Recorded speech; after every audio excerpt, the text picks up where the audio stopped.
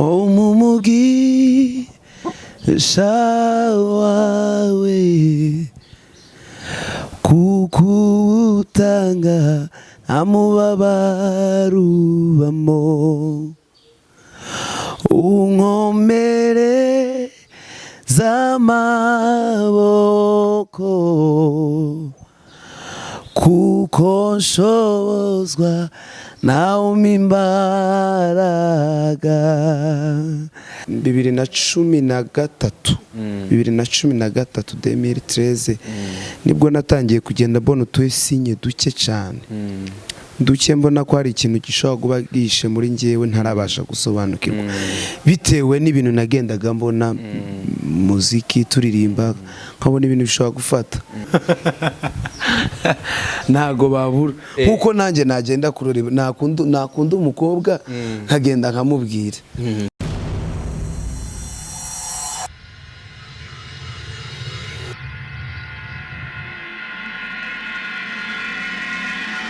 Shalom shalom abakunzi ba Impano TV tubaha ikaze mwese aho muri hose twizere ko muguwe neza kandi mushima Imana uno munsi dufise umutumire akomeye cyane gose umutumire uwo nawe suwundi n'umutumire yitwa Frank ariko imbere yuko ndondora byinshi imbere yuko ndababwira byinshi utarakora subscribe ayikore kugira ngo ashobore kubandanya akurikirana bino biganiro bica kuri Impano TV uno munsi nko nabibabwiye dufise umutumire uwo mutumire nawe suwundi n'umutumire yitwa Frank twagomba tumuhe ikaze kwanza kugira ngo ashobore kubidondora ashobore kubabwira byinshi byo kuriwe turaguha ikaze Frank murakoze cyane urameze neza n'amahoro vraiment natwe turashima je ndakuzi ku giti cy'iwanje ndakuzi ariko hariho akurikirana Impano TV bavuga ati Frank no hehe benshi bakunze kukubona ku ma video benshi bakunze kukubona uririmba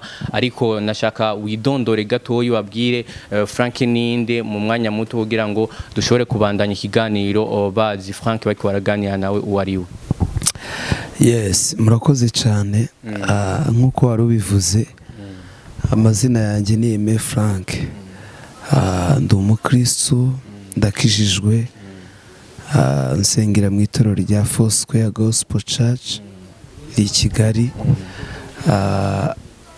ndi umuramyi ndi umuririmbyi uririmba indirimbo zihimbaza zikaramya Imana n'ubwo buzima ndatekereza ko nibyo ego Frank ndashaka kwanza tuvugane iki kintu tutarinjira mu idonido y'ibintu byose twashaka tuvugane turakuzi tukuzi nk'umuririmbyi tukuzi nk'umuntu aramya Imana mbega iyo career musicale yawe yoba yaratanguye ryari yoba yaratanguye gute twashaka kuducire ku mayanga kuntu career musicale yawe yoba yaragiye akura ni gute iyo mpano wayisanzemwo ego murakoze cyane mu buzima bwanjye busanzwe sinigeze ngira ubuzima hanze y'ikanisa cyangwa se y'itorero nakuriye mu rusengero Sunday school ngira umwana muto twaririmbaga muri korali z'abana turabana nyine utazi nka rya jambo Paulo yanditse ngo nkiri umwana navugaga nk'abana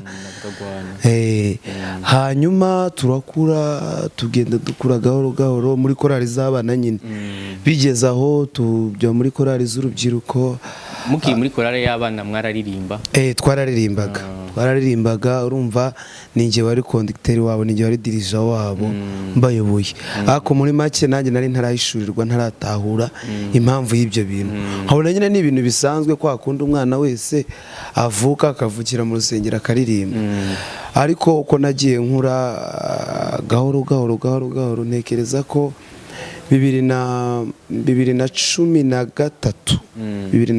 2013 nibwo natangiye kugenda mbona utusinye duke cyane duke mbona ko hari ikintu gishobora kuba gishe muri ngewe ntarabasha gusobanukirwa bitewe n'ibintu nagendaga mbona muziki turirimba nkabona ibintu bishobora gufata muri ibyo bintu wabona hari ibintu bivuga ati nabona nk'intambanyi canke ntashobora gushika kuri ico kintu ndiko ndabona ko nshobora gushika muri iyo ngabire no ndiko ndabona murakoze. Imbogamizi ya mbere nagize ni ukutisobanukirwa.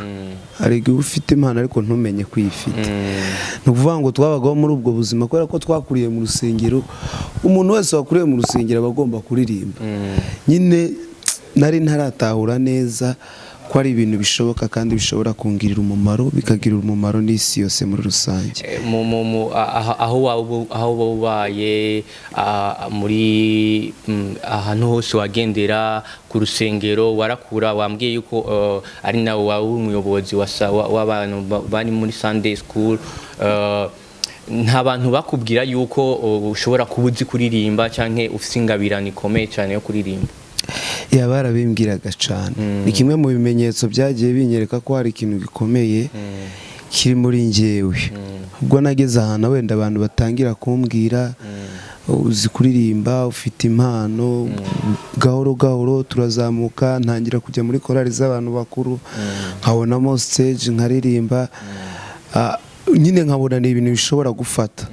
Ibyo ni ibimenyetso bimwe na bimwe nagiye mbona ko hari ikintu gikomeye. Ariko imbogamizi zo ni ukutisobanukirwa. Haba harimo n'abaguca intege, ni ibisanzwe. Nyine nawe wabireba ukabona ntibishoboka. Tukiri ngaho nyene urambwiye yuko hariho ivyo wabona nk'inzitizi byashobora gutuma ubona yuko ingabire yawe canke ivyo ugomba gukora nko kuramya Imana byaba ari inzitizi. Ariko hari ikintu kimwe nashaka kubaza Frank. Kenshi turakunze kubona iyo umuntu abantu bariko baramuduza, abantu bariko bamubwira ashoboye iki inye, eske nta kintu wumva muri wowe cyo kwiyemera canke cyo kumva yuko wowe ushoboye? Biragoye. Iragoye kwimanaginga, iragoye cyane.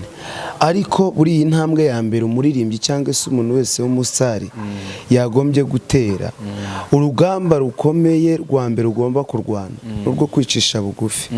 Kubera ko iyi Imana ikuzamuye ikagushira ku rwego, iyo ni intambwe Imana iguteye. Satani intambara ahita ateza ako kanya ni intambara yo kuguteza ubwiyemezi no kwishira hejuru, kumva ko wamenyekanye uri hejuru y'abantu, utangira gusuzugura abantu, kugira umuntu umwatare. Iriya biva kwa Satani, ntago biva ku Mana. So ibyo ngibyo ni umuntu wese wabaye umusitari urabyiyumvamo mu mutima. Ariko nubwo ushobora kubyumvamo mu mutima ntubisohora, kuko iyo ubisohoye bikomeretsa bamwe, bikaba byanafectinga ministry ukora. So rero nge nabihungiye kure cyane. Abadukurikirana barabizi, wenda abo tujye tuvugana barabizi, aho tubana mu buzima busanzwe barabizi. Nta kidasanzwe mfite ngewe naho abantu cyatuma niyemera.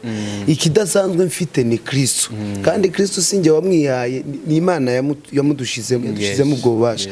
Tukwiye guca bugufi rero kugira ngo akazi gakomeze gakorwe neza. Nibyo byiza kabisa. Frank, wambwiye yuko hari abakubwira yuko ingabirano yawe ikomeye, bakaguha amasikse.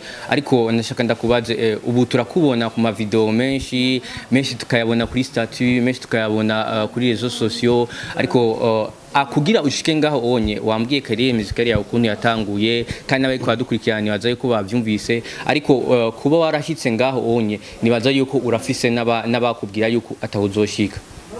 Urahafisa bakubwiye ko ntawe uzoshika, kugira ngo urinde ushika hugeze nuko hari abakubwiye yuko ivyo kurakora ataho bizoja. Eske mu gihe bakubwira yuko ivyo kurakora ataho bise bizoshika, batabona iyo utabona iyo kuraja, ibintu kurakora atari ivyo wawe, wavyifatamwe gute? Murakoze. Ubundi impano y'umuntu cyangwa se ingabire, niba ariko babivuga mu Kirundi, ingabire y'umuntu, Imana yagushizemo impano, ushobora kubona amahoro. Njyewe sinshaka kuryama ngo nsinzire nzi ko hari abantu bataramye, kandi nta yindi gahunda mfite. Sinabona ibitotsi yawe nubwo namaze ukwezi ntaryama. Ni ukuvuga ngo urwana nayo mu mutima. Nubwo hari abantu baguca intege, dusoma na Bibiliya ijambo ry'Imana, kandi tugenda tuganira n'aba legend muri ibi bintu dukora bagiye batandukanye, tukaganira nabo, tugasoma Bibiliya. Ibintu biguca intege biba bihari, ibi ari byinshi pe. So ikintu ngiye cyanteye imbaraga nukubera ko hari Imana yari yaravuganye nanjye kubw'uyu murimo. Hari ijambo Imana yari yarambwiye kubw'uyu murimo nkora. So rero ijambo ry'Imana ryari rifite agaciro kubera ko ari nawe yampamagaye kuruta andi magambo y'abantu. Icyo nicyo cya mbere cyanteye imbaraga. Ikindi cya kabiri cyanteye imbaraga nuko mbizi ko ikintu cyose cyiza kiragwanwa, abantu barakirwanya. Satani arwanya ikintu cyiza. So iyo ngiye gukora ikintu runaka nkabona gifite intambara, bitamishurirwa neza yuko icyo kintu gifite umusaruro ukomeye, kandi narabibonye. Okay, ni sawa, ndumva ngaho wonye ni sawa vraiment, warakoze kuba gikomeye cyane gose. Ariko Frank, nashaka ndakubaze, dukunze kubona indirimbo nyinshi, hari zica ku ma réseaux sociaux, ariko nashaka ndakubaze, ushobora kuba warakompoje indirimbo? Est-ce que hari indirimbo zawe warakompoje? Zirahari nyinshi cyane. Zirahari. Iziri hanze zanjye nakoze nzikorera amashusho zijya hanze ni indirimbo enye, indirimbo 4. Izo nizo zanjye zimaze kujya hanze. Mfite amaproje menshi muri studio yanjye bwite atarajya hanze arimo gutunganwa. Hanyuma hari izo nagiye nkora muri za ministeri mbamo, mu makorali nagiye mbamo. Ndatekereza bwanjye bwa mbere nkora indirimbo, nakoze indirimbo bwa mbere 2016. 2016. Numva aribwo nshobora kuba narakoze indirimbo bwa mbere. Cyo gihe nigaga mu kigo cy'amashuri secondaire. Iyo ndirimbo yari iyi? Twari mu kigo cy'amashuri secondaire, turi worship team nyine. Tuva aribwo bwa mbere nahimbye indirimbo. Twarimo dusoza umwaka turimo gushimira Imana. Turi kuririmba ngo imirimo wakoze Imana iratangaje, idutera kuvuga ko wera, ngo wowe wabanye natwe mu bihe byari bikomeye, watubereye inzira turambuka. Niyo ndirimbo nanditse bwa mbere. So na nyuma nagiye nandika indirimbo mu ministeri, hari ministeri zimwe mbamo i Kigali. Hanyuma ibindi abantu bazi benshi ni amakava y'indirimbo z'abandi. Imana yanganiriza nanjye yampa indirimbo nkayiba nkayishyira hanze. Zirahari nyinshi cyane. Aha ni sawa. Twiteze n'izindi cyane gose, zizoza kandi vuba cyane kabisa. Hama Frank, dukunze kubona rero izo ndirimbo zica ku ma réseaux sociaux, wambwiye gushika ubu aho ugeze uri umustar kandi urazwi cyane gose. Ariko ndashaka ndakwaza ikibazo kimwe, kubona uzwi cyane cyane mu gihugu cy'u Burundi baragukunda cyane gose, mu gihugu cyacu baragukunda. Nubu ngiye kuri WhatsApp nkajya ku ma status, ndazi yuko ntobura video yawe umuntu yashyize kuri status. Nihe image biguha, niki bikwereka muri kino gihugu yuko yitala yawe aho ugeze? Murakoze cyane. Ikintu cya mbere biranshimisha kandi bikansubizamo imbaraga. Iyo umuhinzi cyangwa se umubibyi agiye gutera imbuto, ukabona imbuto uri gutera iri kwera, iri gutanga umusaruro, ugira imbaraga zo kubiba n'iyindi. So iyo mbonye hari ikintu nakoze kigafasha imitima y'abantu, kikagira ingaruka nziza ku bantu, icyo kintu kinsubizamo imbaraga, kintera imbaraga vraiment, nkumva ndakomeye, kagira imbaraga zo gukomeza kujya imbere. Ikindi cya kabiri, ndanabikunda cyane, ndanabishimira abantu, kubera ko umuntu buriya ajya kugupostinga kuri stati aba yaguwe neza, aba yanezerewe ku rwego rushimishije. So rero ni ibintu nshimira abantu kandi ndabakunda cyane, bijya bisubizamo imbaraga. Buri iyo ndirimba umwaka wa mbere nkaririmba umwaka wa kabiri, nkabona nta kintu birimo gutanga, nari guhita mbireka. Nari guhita ncika intege. Ariko nkubise gutya nkabona birakunze, bwaca nkongera nkabona birakunze, bwaca nkongera abantu bakanyandikira ama message, tugakoresha igikorana abantu bakaza bangana kuriya.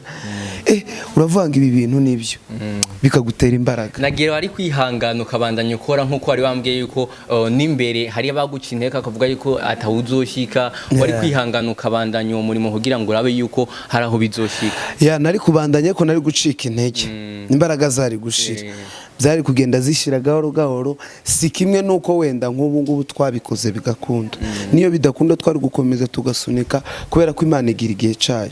Uyu munsi ni igihe cya Frank, ni igihe cya wenda Israel Mbonyi, ni igihe cy'abandi bahanzi, ejo hari igihe cy'abandi. Urumva rero nanjye nari ndi mu gihe cyanjye. So rero iyo umuntu atari mu gihe ciwe aravunika, iyo umuntu atari mu gihe cye aravunika, ariko iyo umuntu ari mu gihe ciwe biroroha.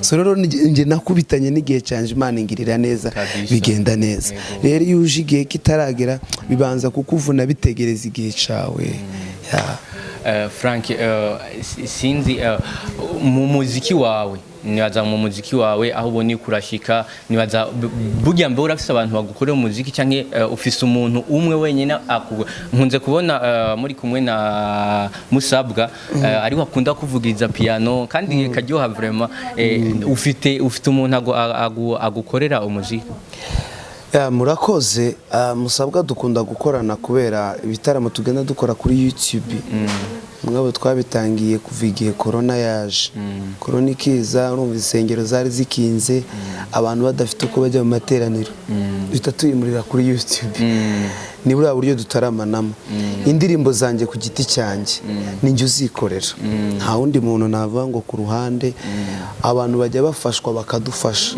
bakadushigikira ariko nta muntu navuga permanent uhoraho nka management cyangwa se iki njye ntago njya mbikora bene ibyo ngibyo n'ubyikorera byose kuvanga ico nahamagariwe no kugezaho abantu Imana yanshizemo Imana yishinzira bigakunda kikabageraho ni sawa rwose ni indirimbo zose ni uziyandikira ni njye uziyandikira aho ni sawa Frank none nko kubona rero ubone ko ndakubwira kino kintu kubona uzwi mu gihugu cyacu rero hoho ushobora kubuzwi kandi no mu gihugu cy'u Rwanda nibaza yuko naho nyine urazwi kandi uri umustar uri umuntu azwi bujyanye kenshi dukunda kugira ibibazo byo kubona tuzwi byo kubona umuntu azwi ugasanga agira ibintu byinshi by'abantu bamukurikirana ugasanga hari abantu bamuza ko nibaza yuko hari wowe ufise umufiance wowe uvuga ati vraiment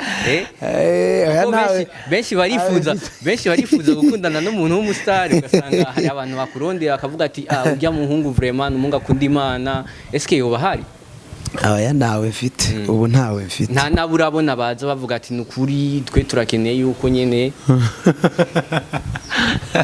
ntago babura nkuko nanjye nagenda kuroreba nakunda umukobwa nkagenda nkamubwira ko namukunze bigakunda cyangwa se bikanga so natwe rero bibo harabaza bakabikubwira ariko nyine aho kumubeshya wamwereka ukuri ko bidashoboka bikagenda gutya ariko ntawe mfite nawe wimirije ho ubu ntawe nawe wimirije yego okay Frank tukiri ngaho nyene wambwiye umuziki wawe aho ntugeze ahantu uri kuragena nashaka ndakubaza ikibazo kimwe aho ubunye ino saa twe turavugana hari abakunzi benshi ba Impano TV bariko bakurikirana kino kiganiro hari ibintu byinshi uhura nabyo muri kino gihe kuko aho watanguriye naho ugeze hari intambwe umaze gutera eske nibihe bibazo ubu uri kurahura nabyo murakoze cyane ntago byabura nkuko nabikubwiye ikintu ca mbere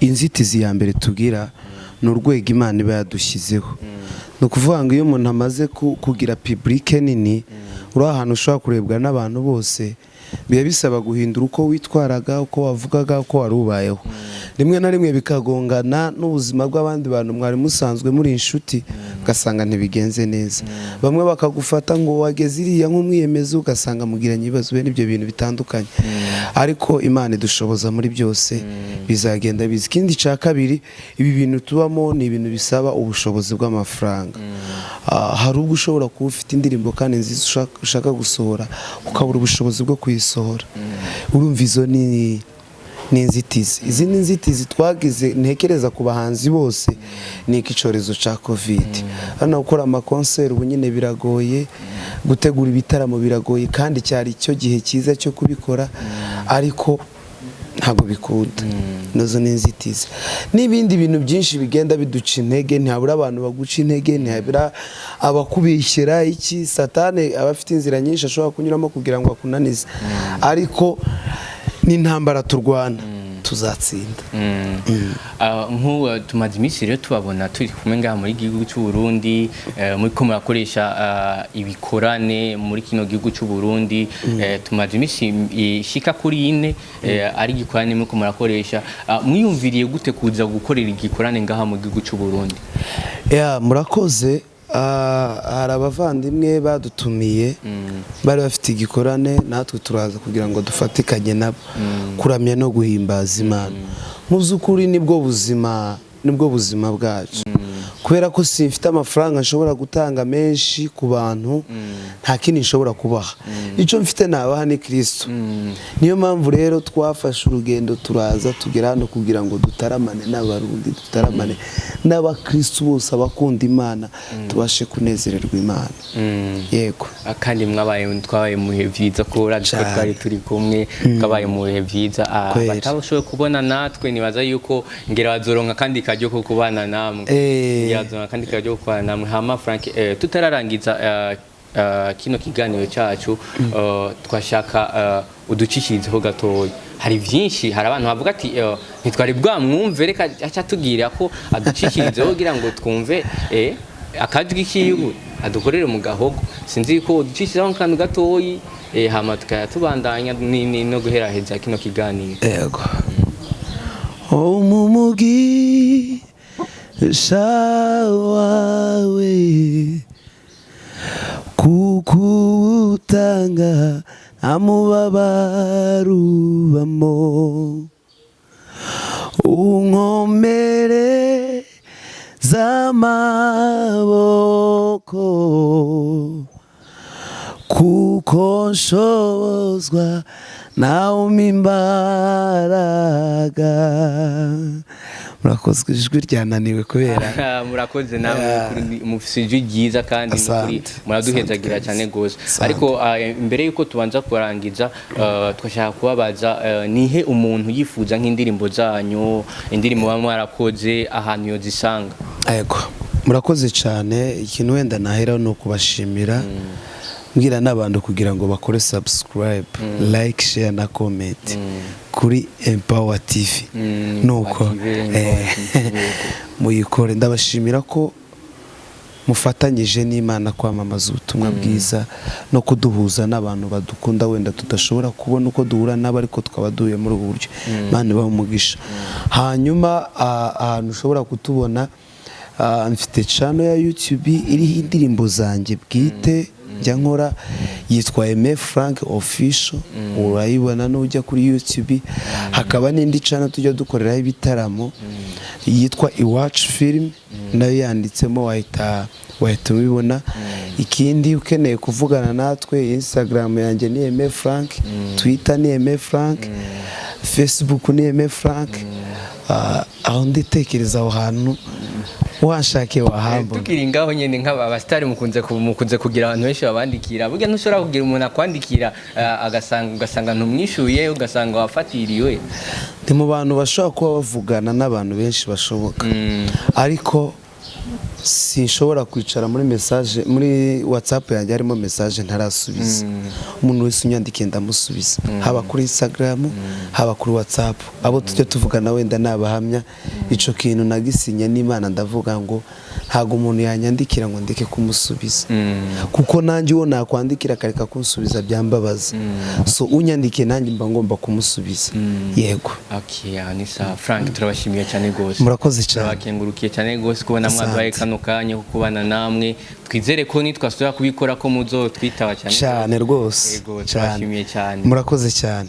Asante. Turabashimiye rero bakunzi ba Impano TV, mwabanye natwe.